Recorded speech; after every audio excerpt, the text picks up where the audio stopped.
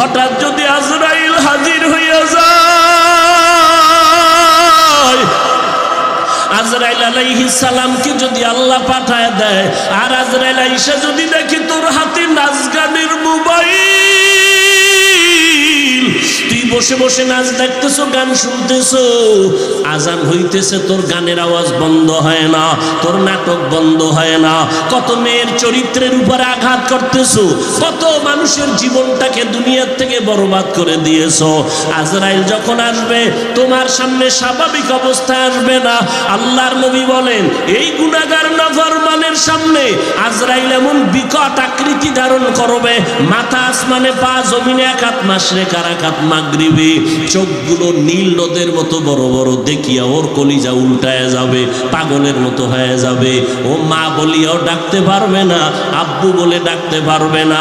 আজরাইল আইসা রুহুটা যখন ধরার জন্য শরীরের উপরে কদম রাখবে, রুহুটা শরীরের জোড়ায় জোড়ায় জোড়ায় জোড়ায় পালাইতে থাকবে, বের হইতে চাইবে না। চরমনের জমিনে ঘুমান্ত সৈয়দ ইসহাক রহমাতুল্লাহ আলাইহি বলতেন, লাঠির আগায় আলকাতরা মাখিয়া তুলার মধ্যে বাড়ি দিলে তুলাগুলো যেমন লাঠির মধ্যে চলে আসে, ওরে গুনাহগার জাহান্নামের আসামির যুবক, আজকে গুনার মজা পাইয়া, আজকে তুমি আমি টুপি মাথায় দিই, তোমার পায়ে ধরলাম, তোমার টুপি মাথায় দিতে ভাল লাগে না, তোমার কপাল এত খারাপ, নিজেও দাঁড়িয়ে রাখতে পারো না, যারা রাখে তাদেরও পছন্দ করো না, নিজেও নামাজ পড়ো না, যারা নামাজ পড়ে তাদেরও পছন্দ করো না, এত কপাল পোড়া তুমি কেমনে হইলা, নিজেও হালাল খাও না, যারা হালাল খায় তাদেরও তুমি পছন্দ করো না। আজরাইল যখন রুহুটা টান দিবে, সাথে সাথে শরীরের রগগুলো সিরিয়া রুহুটা হাতের মধ্যে চলে যাবে। আল্লাহর নবী বলেন জ্যান্ত বকরির চামড়া খুললে যেমন কষ্ট, এর থেকে শতগুণ কষ্ট বেশি হবে বেনামাজির জান কবজের সময়। অনেক সময় যারা মরণের মানুষের পাশে থাকেন দেখছেন, বেনামাজির জান কবজের সময় চোখ উল্টায় যায়, হাত পা বাঁকা হয়ে যায়, এর মাত্র কারণ আজরাইলের দেখিয়া সহ্য করতে পারে নাই। নবী বলেন ওর জন্য আমার মাওলা জাহান্নাম বানায় রাখছি, একটা জেলখানা বানায় রাখছেন। ওরে আল্লাহর দেওয়া পানি, আল্লাহর দেওয়া বাতাস, আমার মাওলার দেওয়া সূর্যের আলো, আমার আল্লাহর দেওয়া চাঁদের আলো, আমার আল্লাহর দেওয়া জমিনের ফসল খাইতেছো,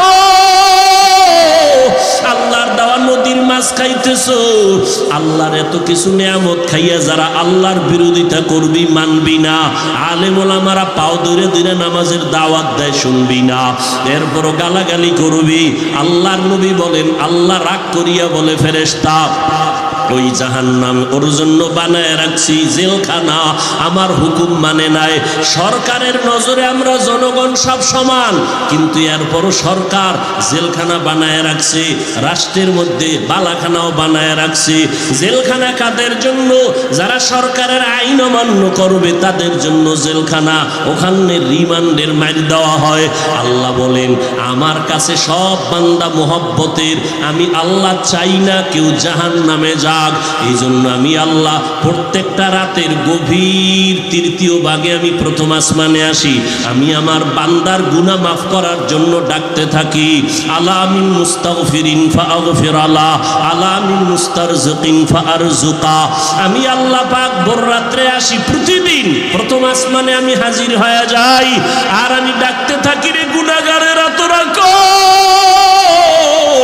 ওরে শয়তানের ধোকায় পড়িয়া যারা গুনাহ করেছো, ওরে তোর 30, 40, 50, 70 বছর হায়াতটারে গুনাহে যারা কাটাইছো, শয়তানের ধোকায় নামাজ পড়তে পারো নাই, শয়তানের ওয়াসওয়াসায় গুনাহ করেছো, আমি আল্লাহ হাজির, আমার কাছে উঠি একবার আল্লাহ বলিয়া ডাক দাও। আমি আল্লাহ তোমার গুনাহ মাফ করার জন্য হাজির হয়ে গেলাম।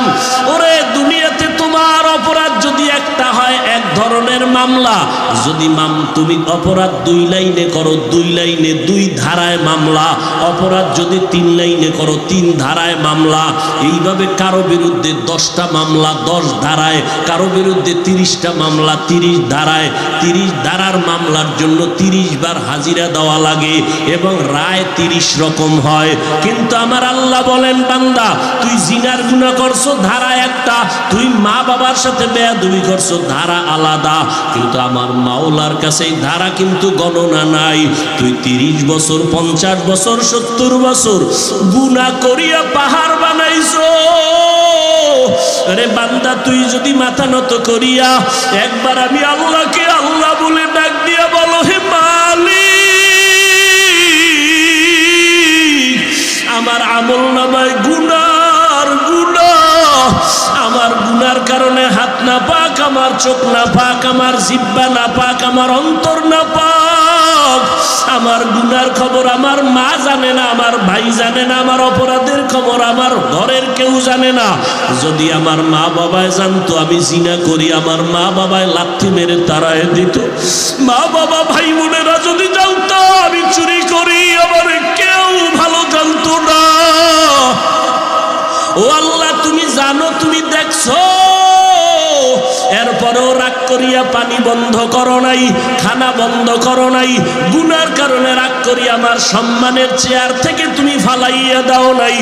গুনার কারণে তুমি রাগ করিয়া বাতাস বন্ধ করো নাই। গুনার কারণে বেজার হইয়া তুমি সূর্যের আলো চাঁদের আলো বন্ধ করো নাই। ও আল্লাহ, আজকে আমি তোমার কাছে আসছি ক্ষমার জন্য। আল্লাহ বলেন, বান্দা তুই একদিন আর 2 দিন না, বছর বছর 70-80 বছর গুনাহ করিয়া বিশাল বড় পাহাড় নিয়ে যদি আমি মাওলার কাছে মাথা নত করিয়া মাসির মাথা বরাবর 1 ফোঁটা চোখের পানি ছেড়ে দিতে পারো, আমি আল্লাহর কাছে যদি দিলটা নরম করে মাওলারে ডাক দিয়ে বলো, আল্লাহ আর গুনাহ করব না, ওই জাহান্নামের আগুন সইতে পারবো না রে মালিক। ওরে ঘরের মধ্যে ঘুমাইতে গেলে মশারি টানায় ঘুমাই, মশার কামড়ে ঘুমানো যায় না। ও আল্লাহ, গুনাহ নিয়ে কবরে গেলে যে আযাব হবে সহ্য করতে পারবো না, কই পাবো মশারি? দুনিয়াতে সূর্যের গরম সইতে পারি না, রাতের বেলা সূর্য নাই তারপরও ঘাম আর গরম, ফ্যানের বাতাস দিয়াও আমার ঘাম কমে না, গরম কমে না। আর গুনাহগার হইয়া কবরে গেলে জাহান্নামের আগুন, ওই জাহান্নামের আগুনের গরম কেমনে সহ্য করব আল্লাহ? আমি সইতে পারবো না। ও আল্লাহ, জাহান্নামের আযাব সহ্য করতে পারবো না। একটা বেতের বাড়ি কেউ দিলে আমি বরদাস্ত করতে পারি না। আল্লাহর নবী বলেন, গুনাহ নিয়ে যারা কবরে যাবা, ওই 2 পার্শ্বের মাটিকে আমার আল্লাহ ডাক দিয়া বলবে, রে কবরের মাটি, ওই নাফরমান বেনামাজির 2 পার্শ্ব থেকে জোরে জোরে চাপ দাও। এত জোরে 2 পার্শ্বের মাটি চাপ দিবে, পাজরের হাড়গুলো চুরমার হয়ে যাবে। একটা না, 2টা না, 70 থেকে 99টা সাপের কামড়।